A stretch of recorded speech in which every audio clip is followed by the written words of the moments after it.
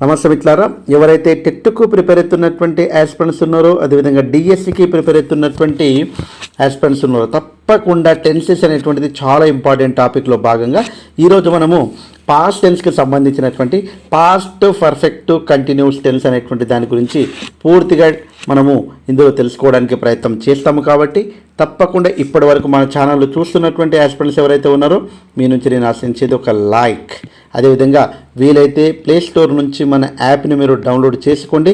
తప్పకుండా అందులో అనేక పీడిఎఫ్లు, అదే రకంగా అందులో అనేక క్లాసెస్ అనేటువంటిది ఉన్నాయి. అవన్నీ కూడా ఫ్రీగా మీరు వినియోగించుకుంటారని మనస్ఫూర్తిగా కోరుకుంటాను. కాబట్టి ఇక్కడ మనకు టెన్సెస్ అనేటువంటిది చాలా ఇంపార్టెంట్. ఈ టెన్సెస్ అనేటువంటిది నేర్చుకుంటే గ్రామర్లో అన్నిటికీ బేస్ ఇవే కాబట్టి ఈజీగా అర్థమవుతుంది. సో క్లాస్లోకి వెళ్ళిపోయినట్లయితే పాస్ట్ పర్ఫెక్ట్ కంటిన్యూస్ టెన్స్ అండి. చూడండి, గతంలో ఒక పని జరిగిపోయినప్పుడు ఆ పని కంటే ముందు ఒక పని ప్రారంభమై ఆగిపోకుండా కొనసాగుతూ ఉన్నట్లయితే ఆ పనిని తెలియజేయడానికి పాస్ట్ పర్ఫెక్ట్ కంటిన్యూస్ టెన్స్ను ఉపయోగిస్తాము. జరిగిపోయిన పనిని సింపుల్ పాస్ట్లో తెలియపరుస్తాము. ఈ తెలుగులో మనకు పెద్దగా అవసరం లేదు, స్పోకెన్లో అవసరం అండి. కాకపోతే ఇక్కడ మనము చాలా జాగ్రత్తగా గమనించడానికి మనకు ఇక్కడ స్ట్రక్చర్ అనేటువంటిది ఇంపార్టెంట్. చూడండి, when I went to the bus stop it had been. చూడండి, ఇక్కడ స్ట్రక్చర్ రాస్తున్నాం. Subject plus had been plus verb 1 plus ING form plus object. This is the structure of. ఇక్కడ చూడండి, when I went to the bus stop simple past tense. Why here subject plus V2. తర్వాత it had been raining since 8 o'clock. చూడండి, ఇక్కడ మనకు since అనేటువంటిది వచ్చింది. Since అనేటువంటిది ఇంతకుముందు సిన్స్ కావచ్చు, అదేవిధంగా ఫర్ కావచ్చు, మనకు point of time, period of time. Okay, ఇవన్నీ తెలుసు మనకు. ఓకే, కాబట్టి పీరియడ్ ఆఫ్ టైంకి ఏం వాడతాము? ఫర్ వాడతాము. పాయింట్ ఆఫ్ టైంకి వాడతాం, సిన్స్ వాడతాం. ఈ రెండు కీవర్డ్స్ అనేటువంటిది ప్రజెంట్ పర్ఫెక్ట్ కంటిన్యూస్ టెన్స్లో ఉపయోగిస్తాము. కానీ ఇక్కడ కూడా ఉపయోగించారు కదా సార్ అంటే ఉపయోగించాం. అయితే కాంబినేషన్లో టెన్స్ అనేటువంటిది సింపుల్ పాస్ట్ టెన్స్ వచ్చినప్పుడు, అలాంటి టెన్స్ అనేటువంటిది ఇక్కడ కీవర్డ్గా వచ్చినప్పుడు అది మాత్రము పాస్ట్ పర్ఫెక్ట్ కంటిన్యూస్ టెన్స్గా కన్సిడర్ అనేటువంటిది చేస్తాము. ఇక్కడ సింపుల్ పాస్ట్ టెన్స్ ఆటోమేటిక్గా వచ్చిందంటే దాని తర్వాత వచ్చేటువంటిది తప్పకుండా మనము టెన్స్ అనేటువంటి కీవర్డ్ వస్తే పాస్ట్ పర్ఫెక్ట్ కంటిన్యూస్ టెన్స్ అనేటువంటిది ఉంటుంది. కాబట్టి ఆ రకంగా మనం ఈజీగా మనం ఇక్కడ ఐడెంటిఫై చేయడానికి ప్రయత్నం అయితే చెయ్యాలి. చూడండి, సింపుల్ పాస్ట్ టెన్స్. నేను ఇక్కడ చూడండి, when I went to the bus stop. నేను బస్ స్టాప్కి వెళ్ళేసరికి 8 గంటల నుంచి వర్షం పడుతూనే ఉంది. ఇక్కడ simple past tense subject plus V2 కాబట్టి జరిగిపోయిన పని, ఆగకుండా జరుగుతున్న పని ఏందది? వర్షం పడుతూనే ఉంది. కాబట్టి subject plus V2 plus object అనేటువంటిది simple past tense.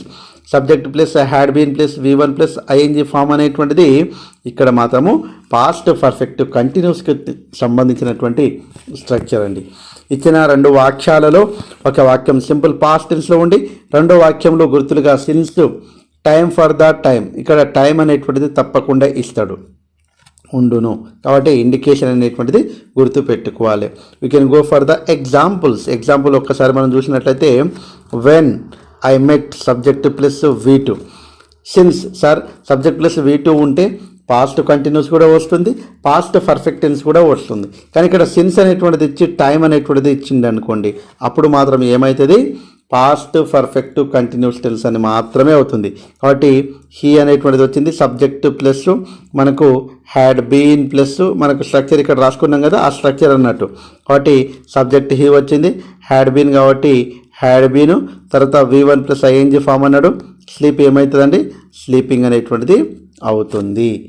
Next second one, she does sleep for 2 hours when I. చూడండి, ఫర్ అనేటువంటిది వచ్చింది, కానీ ఇక్కడ సబ్జెక్ట్ ప్లస్ V2 అనేటువంటిది వచ్చింది. అంటే సింపుల్ పాస్ట్ టెన్స్ అనేటువంటిది వచ్చింది, దానికంటే ముందు ఫర్ అనేటువంటిది వచ్చింది. ఫర్ అనేటువంటిది సెన్స్ అనేటువంటిది వచ్చింది అనుకోండి, అది పర్ఫెక్ట్ కంటిన్యూస్ టెన్స్ అనేటువంటిది ఉంటుంది. అది పాస్టా ప్రజెంట్ అనేటువంటిది మనకు తెలుస్తుంది. ఓకే, ఇక్కడ పాస్ట్ అనేటువంటిది ఇక్కడ వచ్చింది అనుకోండి, అక్కడ పాస్ట్కి సంబంధించినటువంటి ప్రజెంట్ అంటే పాస్ట్ పర్ఫెక్ట్ కంటిన్యూస్ టెన్స్కి సంబంధించినటువంటి స్ట్రక్చర్ ప్రకారం రాయాలి. సి హ్యాడ్, ఇక్కడ స్లీప్ అంటే స్లీపింగ్ అనేటువంటిది రాయాలి.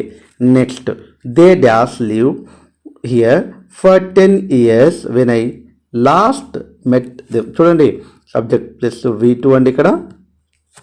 ఇక్కడ ఫర్ అనేటువంటిది వచ్చింది కాబట్టి ఇక్కడ ఫర్ అనేటువంటిది వచ్చింది. ఓకే, సిన్స్ ఫర్ అనేటువంటిది perfect continuous tense indications. Okay, but ఇక్కడ సబ్జెక్ట్ ప్లస్ V2 వచ్చింది కాబట్టి పాస్ట్ టెన్స్కి సంబంధించినటువంటి పాస్ట్ పర్ఫెక్ట్ కంటిన్యూస్కి సంబంధించినటువంటి కీవర్డ్ కాబట్టి దే అనేటువంటిది వచ్చింది సబ్జెక్ట్ ప్లస్లో.